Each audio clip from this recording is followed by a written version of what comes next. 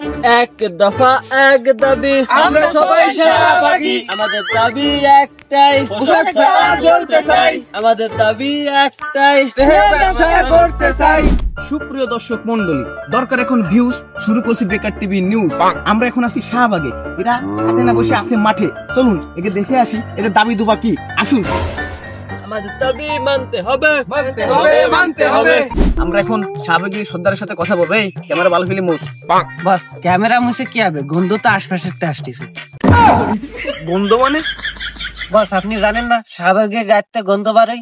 দেখেন ভাইয়া, আপনি আমাদের সঙ্গে এরকম ব্যবহার করতে পারেন না। দেখেন ভাইয়া, আপনারা সাংবাদিক ইন্টারভিউ নিতে আইছেন, নেন আমাদের দাবিগুলো জনগণের সামনে তুলে ধরুন। আপনাকে দাবি দুবা কি? আমাদের যে দাবি মানে সর্দারের কাছ থেকে শুনুন। আচ্ছা ভাইয়া, আপনাকে দাবি দুবা গুলো বলতে পারেন। এই দুষ্টু, আমাকে তোর ভাইয়া মনে হয়? এই দেখিস না কি সুন্দর, আমি হলাম মেয়ে মানুষ।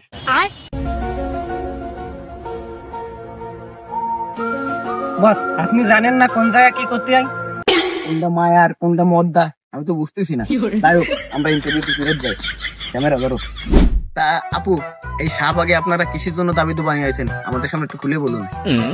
আমরা এখানে আমাদের বোনেরা একত্রিত হয়েছি, আমাদের দাবি একটাই, আমরা এই দেশে স্বাধীনভাবে চলতে চাই।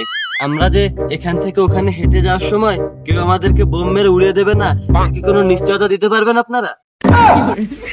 আমরাও নিরাপত্তা দিতে পারবো না, কিন্তু আপনাকে যে গায়ে যে গন্ধ, এতে যে সাধারণ মানুষ অসুস্থ হয়ে পড়বে না, এর নিরাপত্তা কি আপনারা দিতে পারবেন?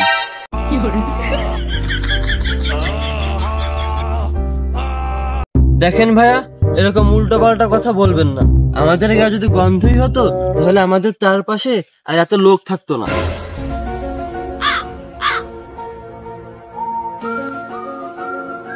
আশপাশে তো আমি আর আমার ক্যামেরাম্যান ছাড়া কেউ দেখি না। আপনাদের যে গায়ে যে গন্ধ, এতে লোকজন সব দেশ ছেড়ে চলে গেছে।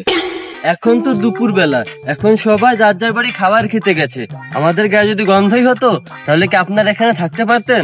এই দেখ, গন্ধর ঠেলায় আমি না এক কেজি তুলো ডুয়াইছি, তাও টিকতে পারতেছি না। ভাইয়া, আমাদের গায়ে যদি গন্ধই হতো তাহলে আর আপনার ক্যামেরাম্যান এখানে দাঁড়িয়ে থাকতে পারতো না। এই আমার ক্যামেরাম্যান কো? বস, আমি এই জায়গা টিকতে পারতেছি না। এই জায়গা থাকলে আমি মরেই যাবানি, এই গন্ধে মরে যাবানি। এনে ফার্স্টবার বমি আইছে, এই জায়গা থাকলে মরেই যাবানি। তাড়াতাড়ি চলেন এনতে।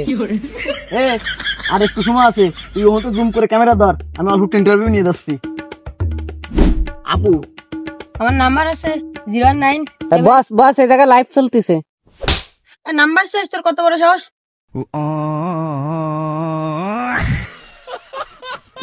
যাই হোক, আপনার দাবি কি?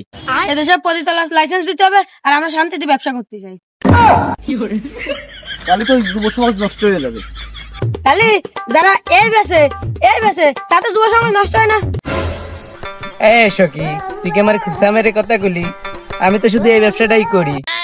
এই সখী, আমার এই ব্যবসাটা আছে বলে তোরা ব্যবসা করে খাটি করতেছি। ওই সাংবাদিক ভাই, আমার দাবি শুধু একটাই, আমার এই ব্যবসাটার লাইসেন্স চাই।